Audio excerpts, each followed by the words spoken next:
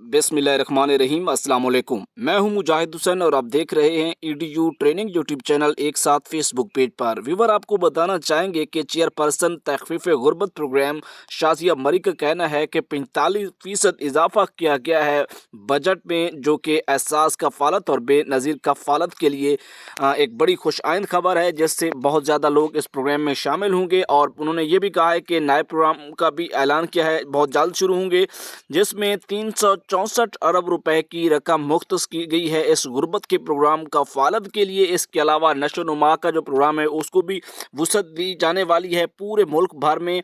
और इसके अलावा 50 लाख पहले मुस्तफ़ीद हो रहे थे वसीला तलीम से बच्चे, तलबा और तालिबात, जो कि एहसास वसीला तलीम यानी कि बेनज़ीर वसीला तलीम मौजूदा प्रोग्राम जो है इसमें भी 30 लाख बच्चों का मज़ीद इजाफा किया जाएगा। तो पिछली वीडियो में मैंने यही बात की, तो आप लोगों ने शायद आपको सही इस तरह से समझ नहीं आई। तो इस तरह की मज़ीद वीडियोज़ के लिए वीडियो को लाइक, चैनल को सब्सक्राइब।